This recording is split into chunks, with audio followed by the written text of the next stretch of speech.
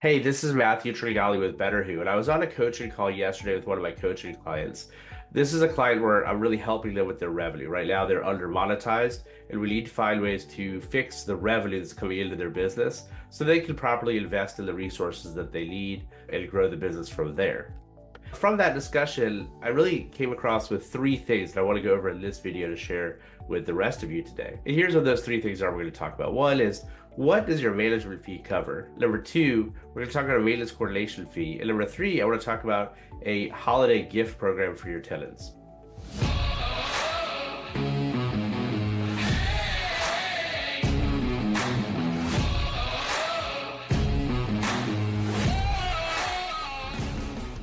The first thing I want to go over here is really the scope of service of your business.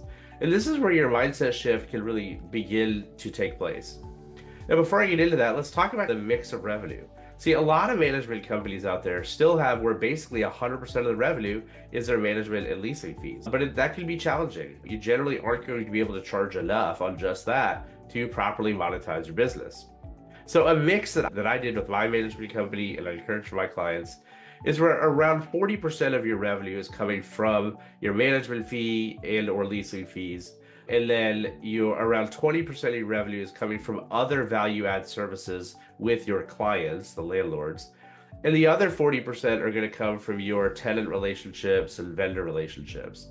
Now, every company can be up and down on some of those levers depending on your situation, but that kind of gives you a general blend and idea of what that could look like. So then that begs the question, okay, if only 40% of my revenue is coming from my management fee and the rest is coming from other stuff, what exactly does the management fee supposed to pay for? Because a lot of people have this moralistic view that, oh, no, my management fee should pay for everything or a lot of things, right? But that's generally not going to work.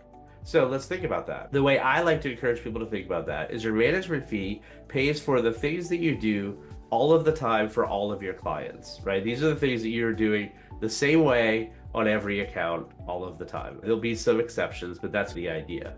Whereas your other services are the things that you do some of the time for some of your clients. And this really makes a lot of sense. And it's an easy way to explain it to your client, because what you don't want to do is have some of your clients subsidizing your services for other clients, right? And that's the whole idea of the things you do some of the time for some of your clients. If somebody's not getting one of your services, why should they have to pay for it?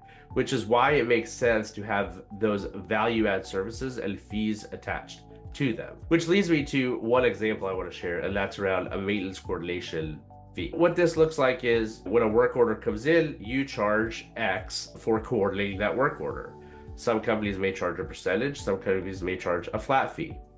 I generally recommend a flat fee because with a percentage, that could be at least a perceived conflict of interest where your client may feel like, oh, what the heck? You got the more expensive vendor, therefore you made more money. This is not aligned. And they'd be right to think that way. But if you charge a flat fee, it makes a lot of sense. This is just my flat fee for coordinating this work order. Okay, why are you charging a work order? Shouldn't that be included in the management fee? Here's my pitch on that. Mrs. Owner, I manage a lot of different types of properties. Some of the properties I manage are 100 years old, and some of the properties I manage are brand new.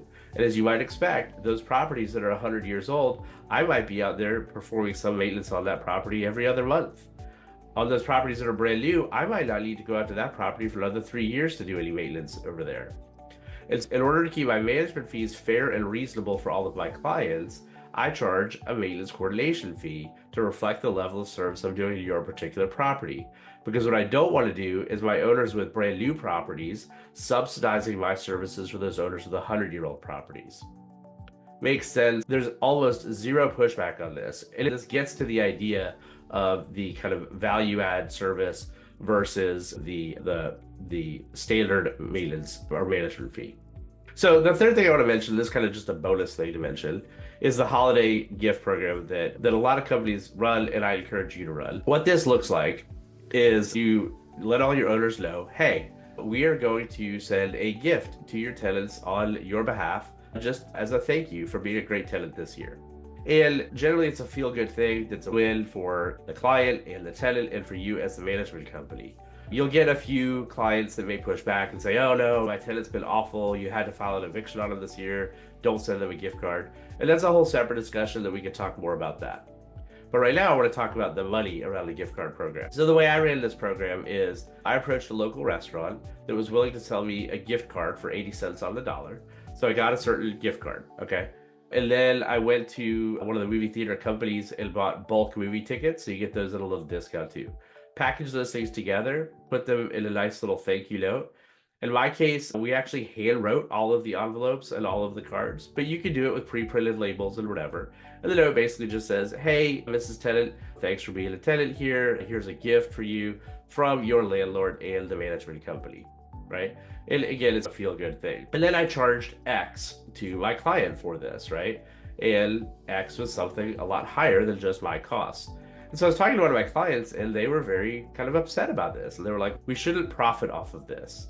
We broke it down, ran the numbers on this program, and I said, okay, after the cost of the thing or the value of the thing you're delivering, the gift cards and the movie tickets, and then some reasonable idea for postage and handling, and then your cost for actually putting all this together, writing all the notes, et cetera, you have a basis in this. And then we did the math and calculated it and said, you'd be running a profit margin on this program of around 29%. And so I just want to close with that in this video to say, that's a good thing. First of all, none of your clients ever actually care what things cost you.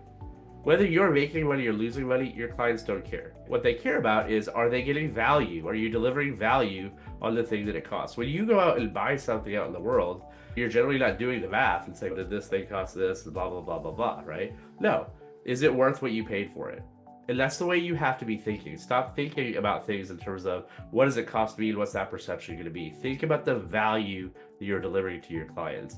And then be proud of the fact that you're making a healthy profit margin. Those profits exist for a reason. It's the lifeblood of a company so that a company can reinvest in itself and then do whatever they want to do with that profit from there. So in this video, we talked about management fees. What does it cover? We talked about a maintenance coordination fee, and we talked about that holiday gift card program. So I hope you found some value in this video, and I look forward to seeing you in the next video.